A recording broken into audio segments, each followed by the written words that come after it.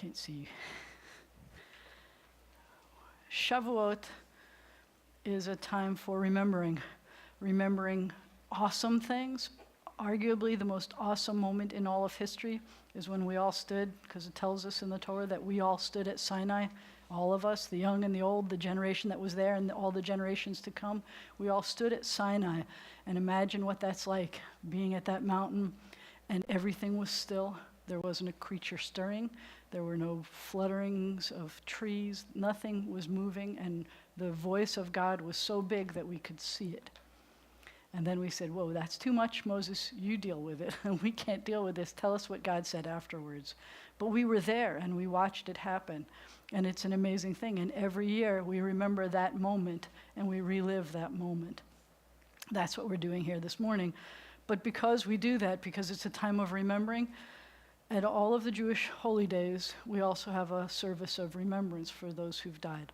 And it covers everyone who has died, who's been your relatives, and it covers everyone who has been a blessing to humanity.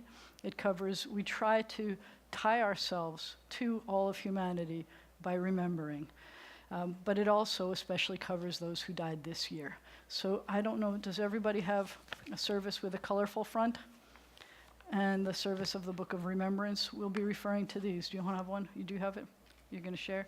We need both of these. You guys want to get? It's just going to be for a little bit. We're only going to refer to this for a little bit. But I thought you might, it's easier to carry around than the other books. So for today's service, I'm going to do something not traditional. I'm famous for that. I like to say I'm a traditional Jew, but traditionally the women don't wear talises and the women don't wear kippot, and traditionally women are not rabbis, and but I'm still traditional in a very untraditional way. And that's what we're going to do today. We're going to do some of the tradition, but we're not going to do all the tradition. So in the service, we would say how awesome is this day. We will remember.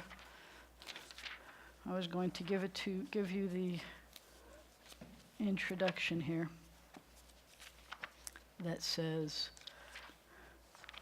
well, we already said that today is a day of remembering, of God giving us the Torah.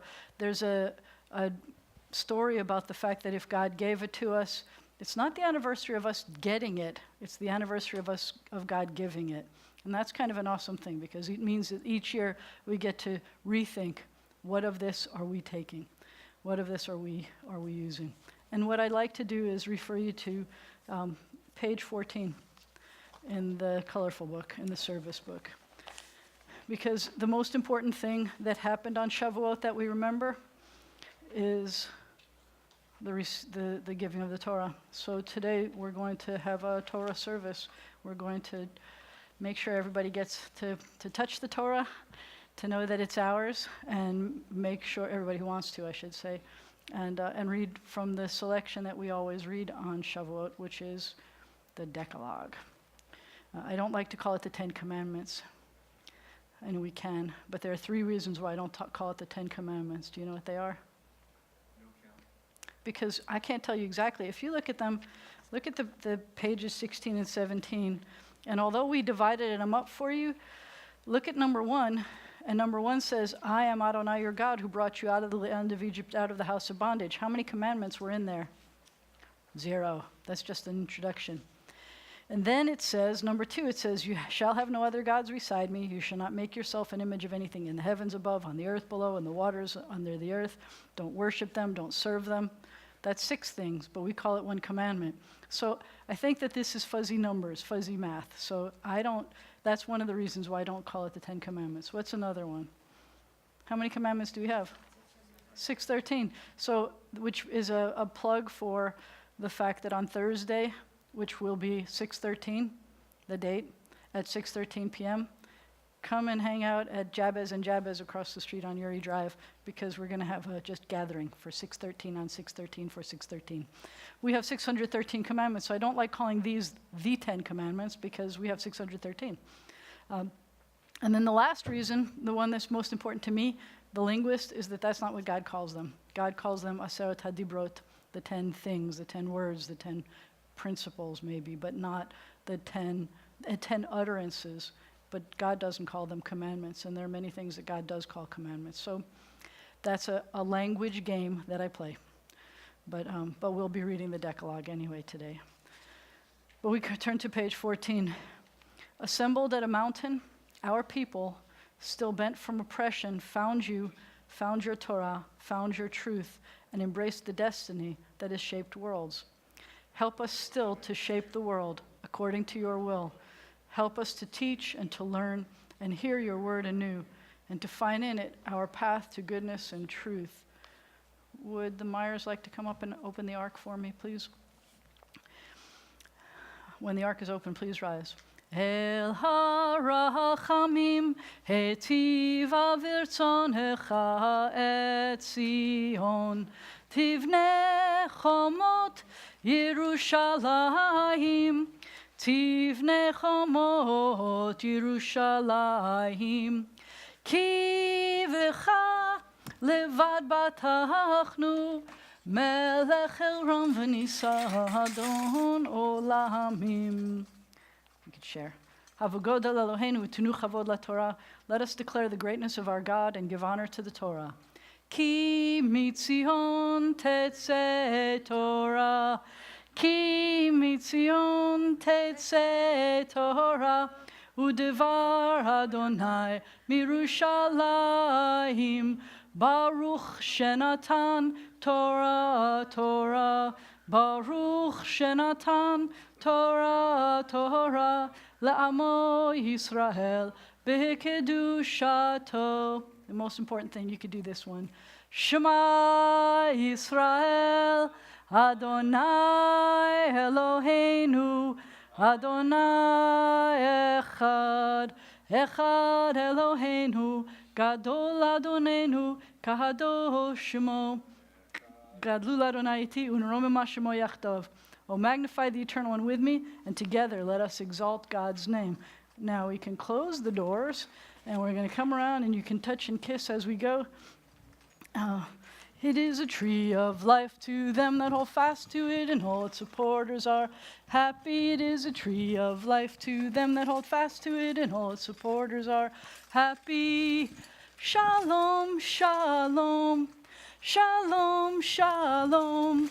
Shalom, shalom, shalom, shalom. Let me get first two. Come here. Help me undress this Torah, please. It is a tree of life to them that hold fast to it, and all its supporters are happy. Take off the tops. A tree of life to them that hold fast to it, and all its supporters are happy. Shalom, shalom. And we're going to put it just on that chair for now, because we're going to do this here. Do you want to help with this? So this is what I need you to do. Come here and sit. Gary, would you, come sit on the stairs. Gary, would you come and sit too? Yeah, I think that's good. I'm going to give this to you. Hold on, sit down next to him because you guys are going to hold this open. Okay, put it next to your shoulder first. Hold on. You may be seated. So you've got the book. What page is the blessing on? Keep going. There it is, page 15. You are all going to be given the honor of blessing this Torah. So this is what we're going to do. I'm going to open it up a little bit to find the first word. I'm going to touch the first word, kiss it, and throw it out at you. Everybody take it and kiss it. Take it and kiss it and close it up. Hold on to it still. And we're going to say the blessing. Baruch hu et Adonai hamivorach, and then nobody's left to say it. We'll all say it together. Baruch Adonai hamivorach leolam vaed. Baruch atah Adonai Eloheinu melech haolam. Asher bachar banu mikol ha'amim v'natan lanu et Torato. Baruch atah Adonai noten ha'torah. All right, we're going to open up. And you're going to hold on here, and Gary's going to hold this one. Hold the top and bottom. It's a little safer. That's a joke, by the way, because in Hebrew the word for Torah is a Sefer Torah. See what I did there? Oh, no, you didn't. Come on. Sefer. Okay. It's a little safer, Torah. Okay. Nope, you're perfect now. So there is a tradition, just so that I can explain. And if you want, you can come close, because this is our Torah. You're welcome to come and look at this.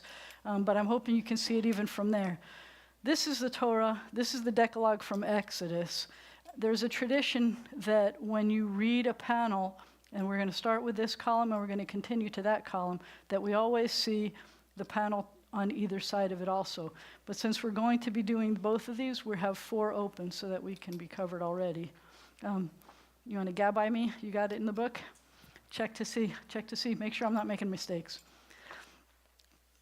And then we'll have, I'll tell you what we're going to do. The Hebrew is on page 15, or 16, and then the English is on 17.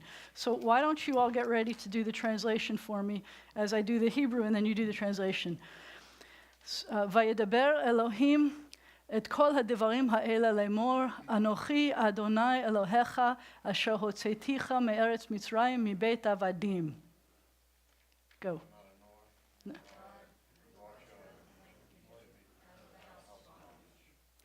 לא יהיה לך אלוהים אחרים על פניי, לא תעשה לך פסל וכל תמונה, אשר בשמיים ממעל, ואשר בארץ מתחת, ואשר במים מתחת לארץ. לא תשתחווה להם, ולא תעבדם. כי אנוכי אדוני אלוהיך, אל קנה פוקד עוון אבות, על בנים, על שלישים, ועל רבעים לשונאי, ועושה חסד לאלפים, לאוהבי ולשומרי מצוותי.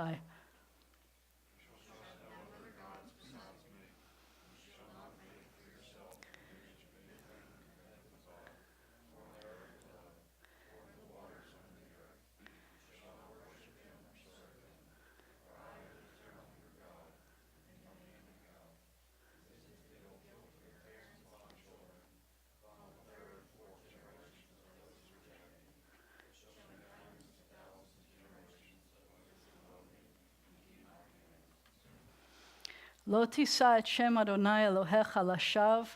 You want to do this one? Come here, you do this one. I know you could do this one. Yeah. It's only since Friday. I think you can handle it. Ready? Lo tisa. You know where it is. Lo tisa et shem Adonai Elohecha l'shav ki lo yanake Adonai et asher yisa et shemo l'shav.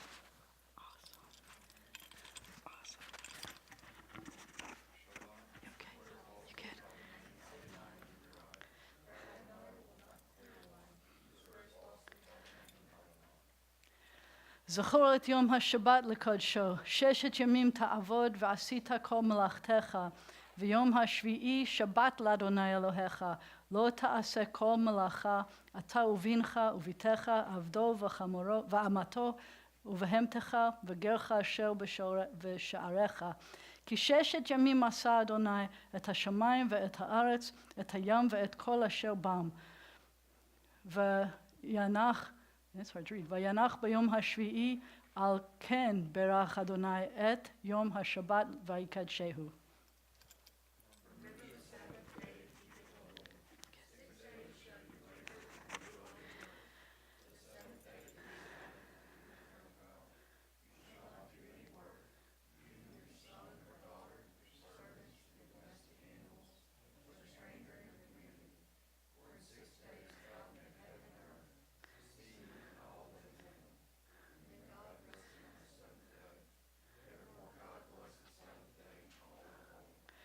כבד את אביך ואת אמך למען יאריכון ימיך על האדמה אשר אדוני אלוהיך נותן לך.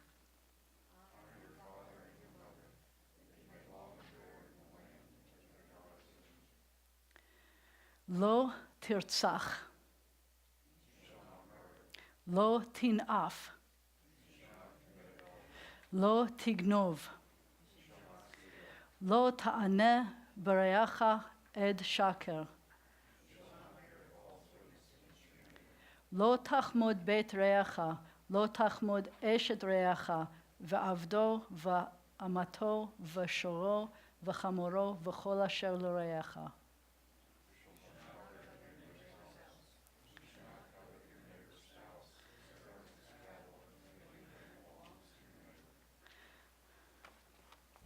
All right, get ready to say blessing. I forgot to throw it at you. Ready?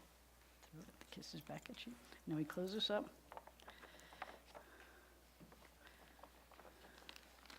Good. And hold them and say, Baruch atah Adonai, Eloheinu melech haolam, asher natan lanu Torat emet, v'chaye olam nata b'tochenu, Baruch atah Adonai, noten haTorah. You got this? You want to lift? Hold on, he's gonna open it up and lift it. Everybody get ready to stand. Vizot haTorah, asher sam Moshe, lifnei v'nei Yisrael al pi Adonai, b'yad Moshe. All right, come on down. I need 2 other people, or 2 same people. I don't care. Come on, we need 2 people. What? I got it. Come sit. Sit over there, David. Sit on that chair over here. That's where all the stuff is. You can sit. We need 2. You want to, Sandy and Harriet, you want to come do this? You undressed. We'll let them dress. Everybody gets an honor. You may be seated. So you'll notice a few things while they're dressing that. It's to the front, to the front, to the front, to the front. Wait, hang on a second. Let's put this up. So he's the front. Go. He's my front man. So a few things that I wanted to point out. First of all, thank you for indulging me and letting me read that in Hebrew. I think it's so cool that those were the words that God gave us. And I know that there are a lot of congregants. Lucy, for example, was very allergic to Hebrew. She would say that all the time. She would say, it's too much Hebrew in the service. I come because I like you, but it's just too much. So Lucy would say that all the time. All the time. Too much Hebrew. So I'm going to apologize about how much Hebrew that was, except it's so cool to hear the actual words. And I wanted to point out that one of the hardest things of that batch of 10 principles to keep is the one about honoring your parents. The other one's over here. It's about honoring your parents. It doesn't say you have to love your parents. I've got the automatic. It's okay. Here, I forgot. Take this one off. Pop it on. You guys are good. Thank you. All right, hold it for 1 sec. It doesn't say you're supposed to love your parents. It says you're supposed to honor them. And my experience has been that sometimes when relationships are problematic with parents, you honor them by the way you acknowledge their death. So when we do a service or you say Kaddish for them after they die, or come to Yizkor, or we have a tradition about lighting a candle, if you do that, then that's a way of honoring them. And sometimes that's what we have. I'm speaking. My mom is here. It's not about my mom, obviously. But sometimes that's what we have, is the way that we honor them, is the way that we show them. We show how we can show honor and thankfulness even after they're gone. So we turn to page, I don't know what I did with my book. We're on page 18, thank you very much, my Gabbai. So while you're holding that, one of the things that we always do is we say blessings, and it's especially poignant and powerful when the Torah is out, that we say a blessing for healing. So if you have anyone for whom you want to be saying a blessing for healing, then we call on it. We call out those names. Any names that you need?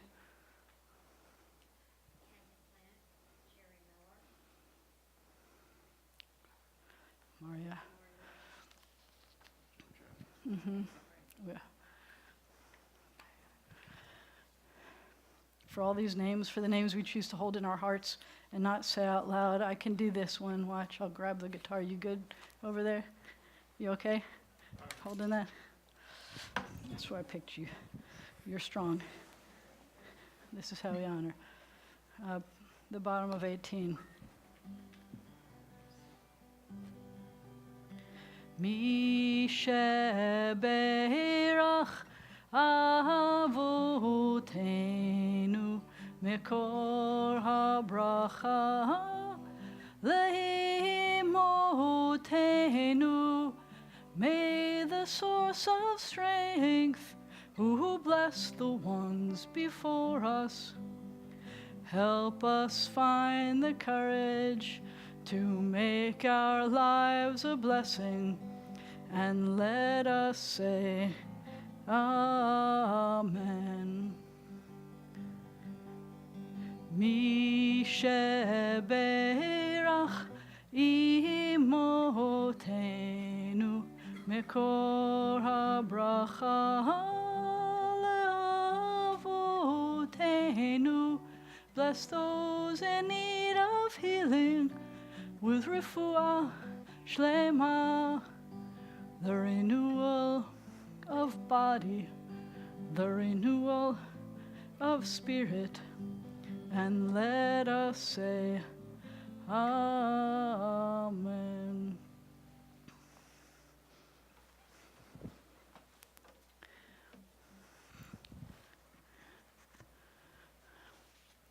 And I'm going to add this because I think just about everybody had a role. You blessed the Torah. Everyone who was here blessed the Torah, held the Torah, dressed, undressed, blessed.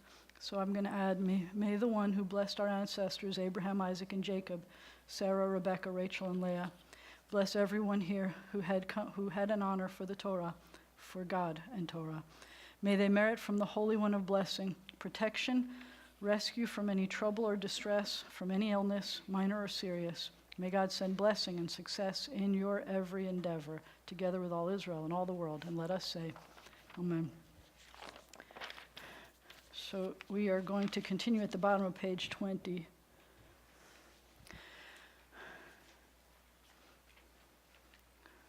Would come on up and open the ark, would you, Mom? Yeah, Mom and Ricky, would you open the ark, please?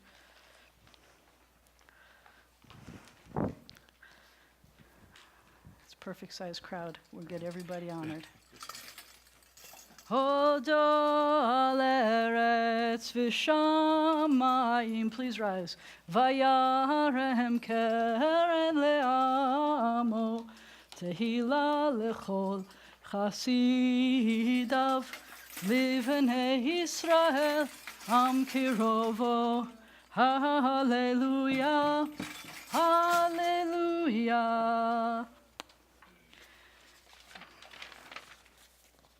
When Torah entered the world, freedom entered it.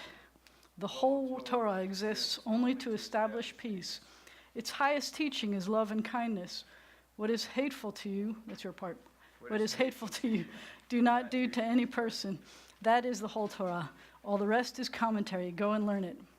Those who study Torah are the true guardians of civilization. Honoring one another, doing acts of kindness, making peace, these are our highest duties. But the study of Torah is equal to them all because it leads to them all.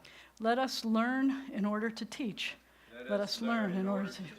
Hashivenu Adonai elecha v'nashuva chadesh yameinu kekedem. When the ark is closed, you may be seated.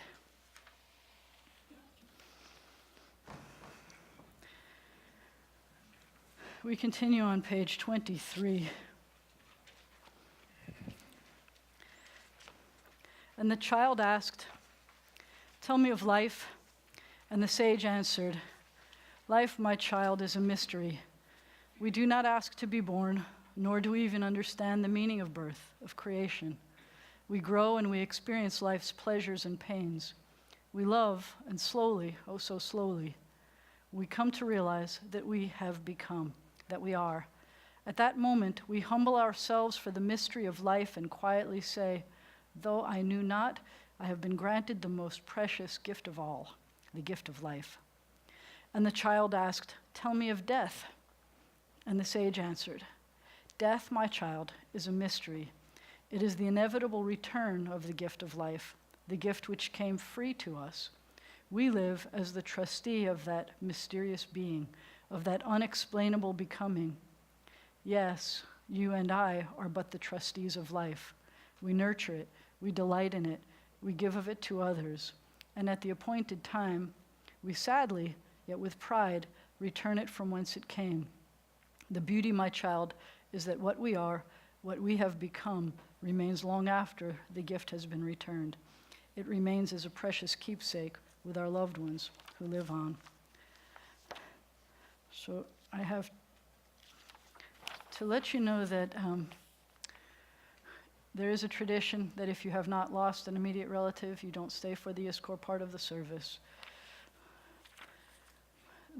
If you open this, and I'm going to the inside front cover, it says that the traditional Yizkor prayer asks God to remember the souls of our loved ones and to shelter them for eternity. But the Yizkor service on any of the holy days has significance beyond the prayer itself. This is a moment set apart for solitary reflection, an opportunity to fulfill a sacred obligation. And it's a time to feel the physical and emotional closeness of community, the presence of other people who know what we've been through because they've been through it too. At Yizkor, we also see the sorrow in one another's eyes.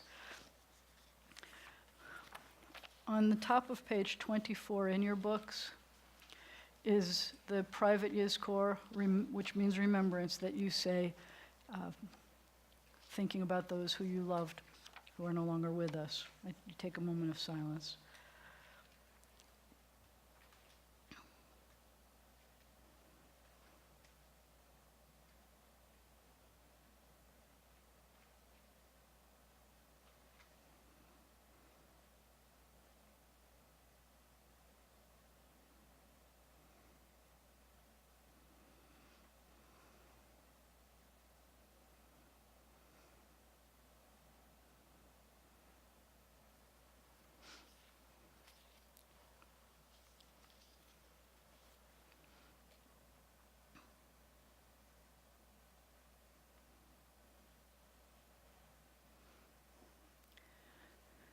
We remember the loved ones whom we have lost. We think about the loved ones our friends and neighbors have lost. We think about those of every place on this earth who have been a blessing to humanity, and we remember them.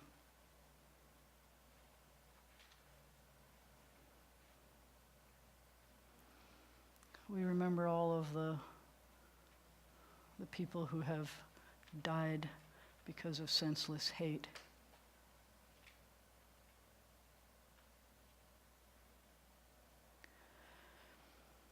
We remember those who died this past year. And as we do, we look at the list. Hopefully you have the mini list of those who died this past year. And if you have any remembrances of any of those people you would like to share, I invite you to share them. Claire Anthony was Georgette Toy's mother, and I had a few occasions to get to know her. As you can imagine, she was fun. If you know Georgette and her, we got to know Deb, the sister, because she was the decorator for the sanctuary during the renovation, and they were fun. And I know that I only got to meet her in, I'll say, the last decade, mostly for simchas. When they had a bar mitzvah or confirmation, she would come to everything. And she was a very caring and smiley person. Joe Batt Sr. Anybody want to say anything about Joe?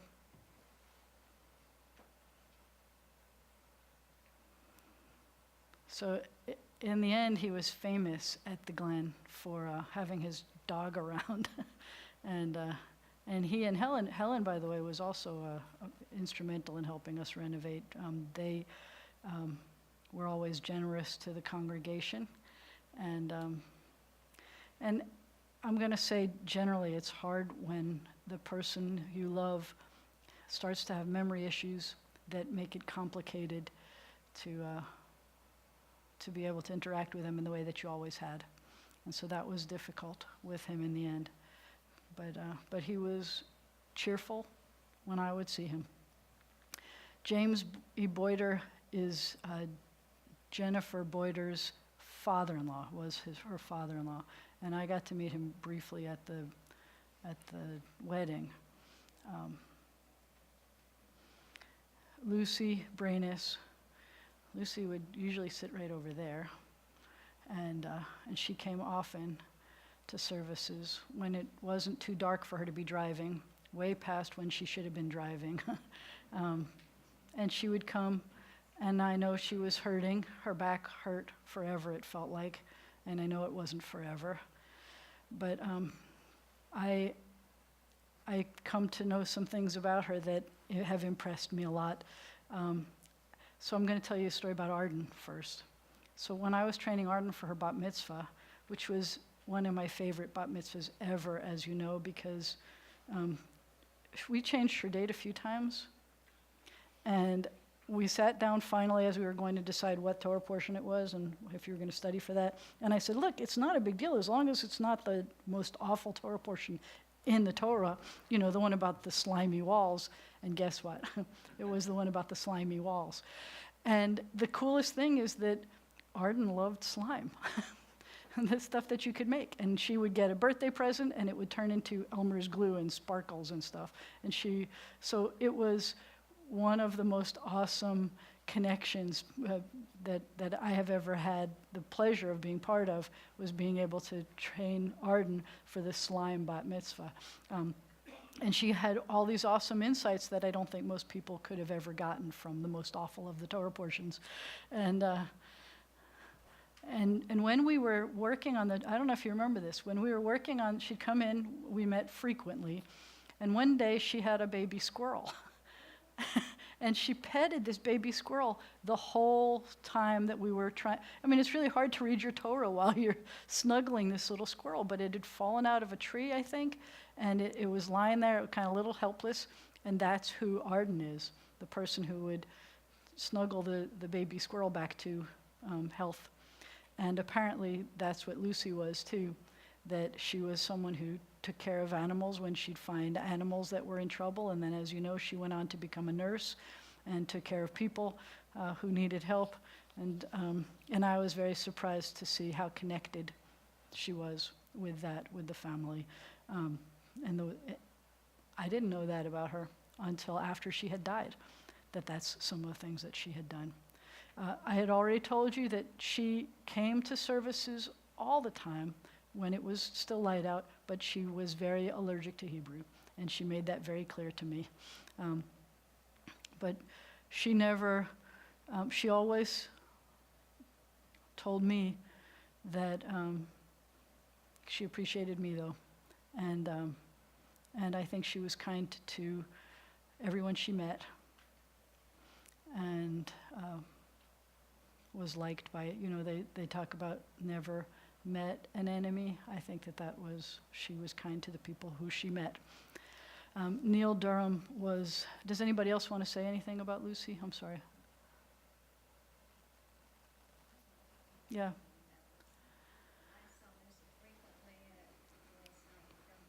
Can you hear her?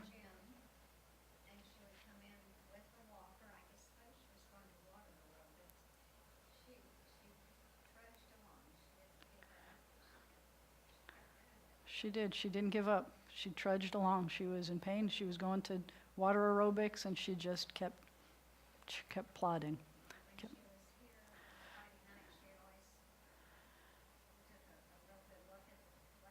Yeah, she loved to look at the flowers.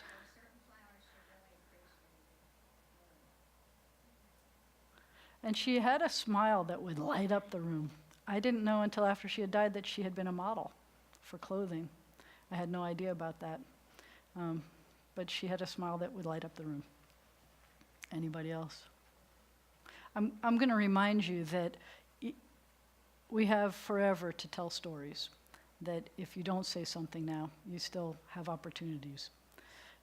Neil Durham was Molly Neustat's son, and I did not know him, and I did his funeral, and which is actually in the same place as Willie Mays, and there were two really famous people, but Willie Mays, I'm like, yeah, it's the same name, but no, it was the same guy.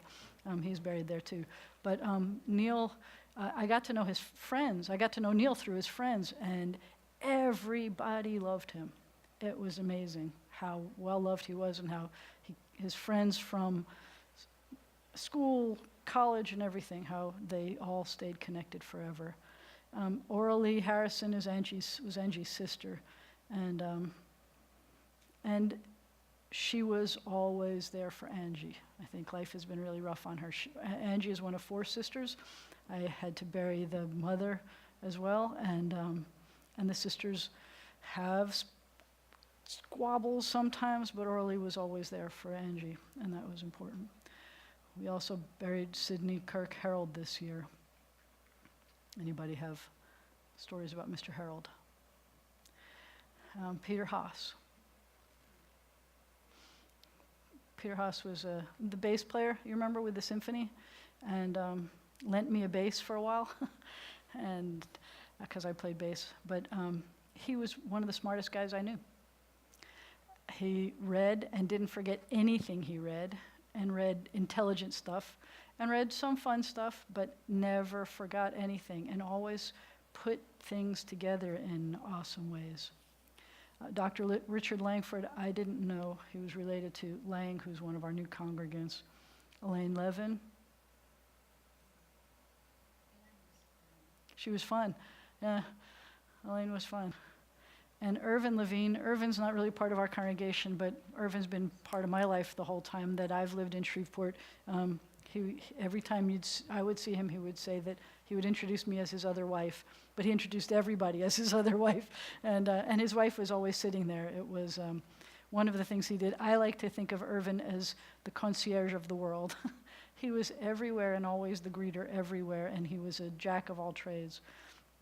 Roger Levy was Betty Levy's son, and was, I understand, always not a very healthy guy, but we lost him too soon. And Dorothy Yearwood McGovern is George McGovern, who is Ellen McGovern's father-in-law, a very kind and generous man. Dr. Gene Shafton, anybody know Gene Shafton?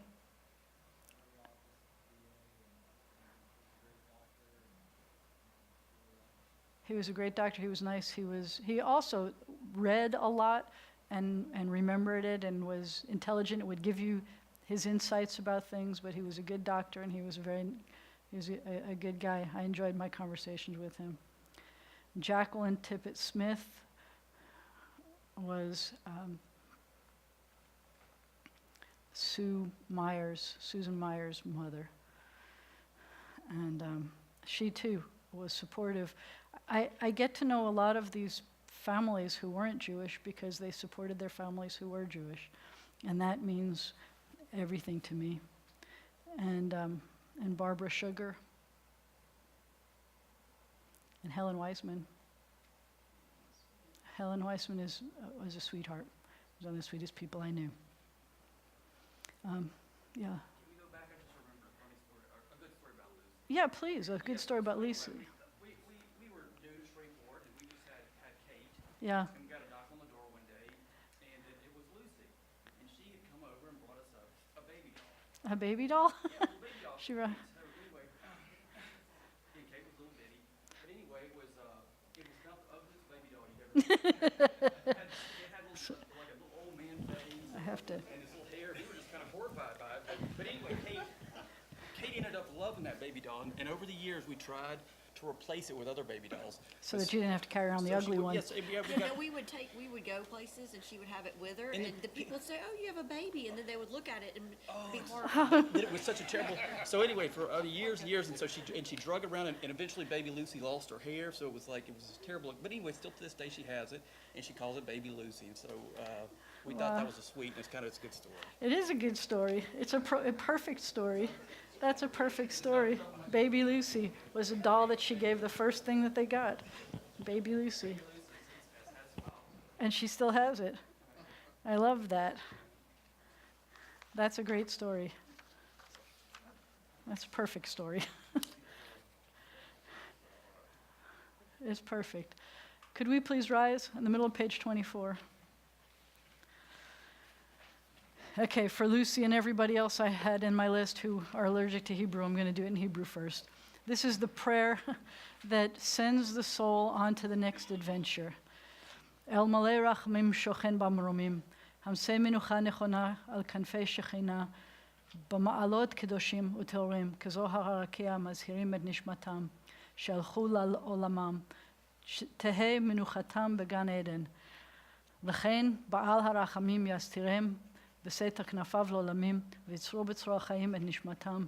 אדוני הוא נחלתם, וינוחו בשלום על משכבם ונאמר אמן. We can say it together. O God, full of compassion, eternal spirit of the universe, grant perfect rest under the wings of your presence to our loved ones who've entered eternity. Master of mercy, let them find refuge forever in the shadow of your wings, and let their souls be bound up in the bond of eternal life. The eternal God is their inheritance. May they rest in peace. And let us say, Amen. The Mourner's Kaddish is found on page 25. There are three ways that I look at the Mourner's Kaddish. One is that you say it, it has nothing to do with death. It is only praising God. So why do we call it a Mourner's Kaddish? It was one of the first responsive readings that was ever recorded, ever said. That the mourners would say the first part and people would respond to them. It was said in Aramaic because that was the language people spoke. When the rest of the service would have been in Hebrew, they would have said this in the language that everyone spoke. And it gave you words to say.